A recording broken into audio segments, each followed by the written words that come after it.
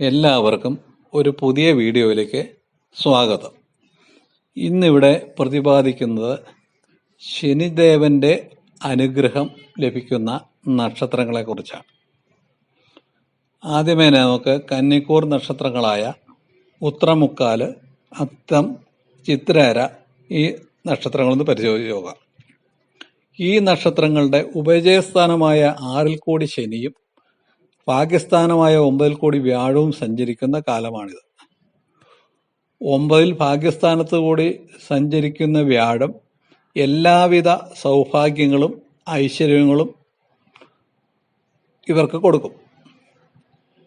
പാപഗ്രഹമായ ശനി ഉഭയസ്ഥാനമായ 6-ൽ കൂടി സഞ്ചരിക്കുന്നത് നല്ലതാണ്. ഇവർക്ക് ജോലി സ്ഥിരത, പുതുതായി കൂടുതൽ വരുമാനം ലഭിക്കുന്ന ജോലി, ചെയ്യുന്ന ജോലിയിൽ പ്രമോഷൻ ഇവയൊക്കെ കിട്ടാവുന്ന കാലഘട്ടമാണിത്. ഗൃഹനിർമ്മാണം നടക്കും. പുതിയ നല്ല വാഹനങ്ങളൊക്കെ സ്വന്തമാക്കാനുള്ള അവസരമുണ്ട്.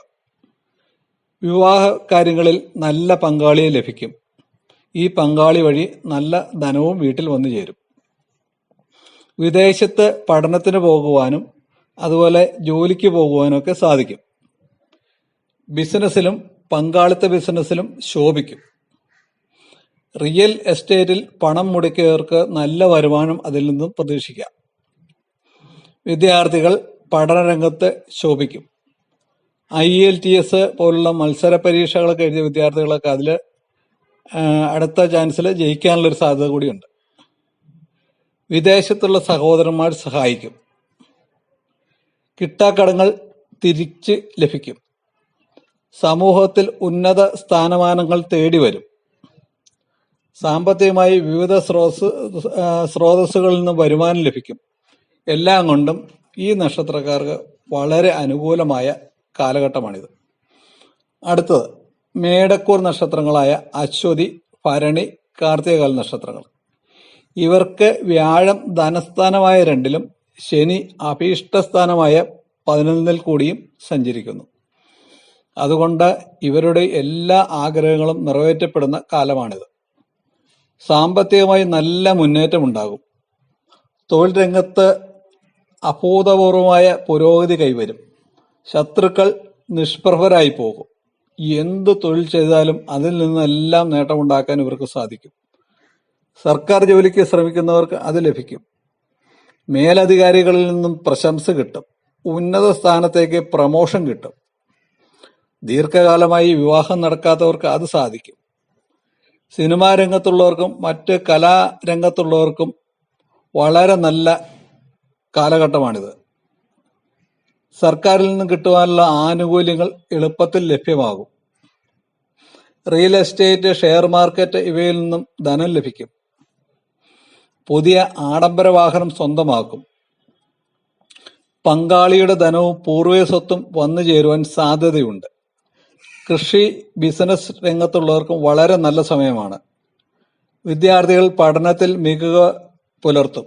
ശനിദേവൻ അനുഗ്രഹിച്ച എല്ലാം കൊണ്ടും അനുകൂല കാലഘട്ടമാണ് ഈ നക്ഷത്രക്കാർ. അടുത്ത് ധനുക്കൂർ നക്ഷത്രങ്ങളായ മൂലം, പൂരാടം, ഉത്രാടം കാല നക്ഷത്രങ്ങളാണ്. ഇവരുടെ ധനസ്ഥാനമായ 2-ൽ ശുക്രനും ഉപജയസ്ഥാനമായ 3-ൽ ശനിയും അഭീഷ്ടസ്ഥാനമായ 11-ൽ രവിയും വേറൊരു ശുഭനായ ബുധനും കൂടി സഞ്ചരിക്കുന്ന കാലമാണിത്. അതുകൊണ്ട് ഈ നക്ഷത്രക്കാർക്ക് ധനപരമായി മേന്മ വന്നു ചേരേണ്ട സമയമാണിത്. കഴിഞ്ഞുപോയ കാലഘട്ടത്തെ അപേക്ഷിച്ച് പ്രതിസന്ധികളെല്ലാം മാറി എല്ലാ രംഗത്തും മാറ്റങ്ങൾ വരും. തൊഴിൽ രംഗത്ത് ക്രമേണ അഭിവൃദ്ധി വന്നു ചേരും. വിദ്യാർത്ഥികൾ പഠനരംഗത്ത് ശോഭിക്കും. 2-ൽ ശുക്രനും 11-ൽ സൂര്യനും ബുധനും നിൽക്കുന്നതുകൊണ്ട് സാമ്പത്തിക നേട്ടങ്ങൾ വന്നു ചേരേണ്ട സമയമാണിത്. സർക്കാരിൽ നിന്നും മുടങ്ങിക്കിടക്കുന്ന ആനുകൂല്യങ്ങൾ ഈ കാലഘട്ടത്തിൽ ലഭ്യമാകും. സന്താനങ്ങൾക്ക് തൊഴിലിൽ അഭിവൃദ്ധി വരും.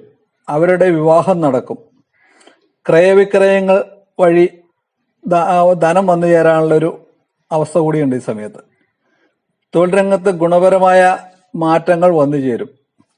എന്നാൽ ഇവർക്ക് വ്യാഴം അനിഷ്ടസ്ഥാനമായ 6-ൽ കൂടി സഞ്ചരിക്കുന്നതുകൊണ്ട് ചെറിയ തടസ്സങ്ങൾ ഒക്കെ വന്നു ചേരാനുണ്ട്. അതുകൊണ്ട് ശ്രീകൃഷ്ണ ക്ഷേത്രത്തിൽ യഥാവിധി വ്യാഴത്തിന്റെ പ്രീതികരമായ വഴിപാടുകൾ നടത്തി ഇവർക്ക് ഈ പ്രതിസന്ധികളെയൊക്കെ അതിജീവിക്കുവാനും നല്ല മെച്ചപ്പെട്ട ഒരു ജീവിതം കൈവരിക്കാനും പറ്റിയ കാലഘട്ടമാണിത്. ഇത് ഒരു പൊതുഫലം മാത്രമാണ്. അതായത് ഓരോരുത്തരുടെയും ജനനസമയമനുസരിച്ചും ദശാകാലമനുസരിച്ചും ഈ ഫലങ്ങളിൽ വ്യത്യാസം വന്നു ചേരാൻ സാധ്യതയുണ്ട്. അപ്പോൾ നിങ്ങൾക്ക് ഈ വീഡിയോ ഇഷ്ടപ്പെട്ടുവെങ്കിൽ ഈ ചാനൽ നിങ്ങളൊന്ന് സബ്സ്ക്രൈബ് ചെയ്യുക, ലൈക്ക് ചെയ്യുക, ഷെയർ ചെയ്യുക. ആ ബെൽ ബട്ടൺ കൂടി ഒന്ന് അമർത്തിയേക്കുക. നമസ്തേ.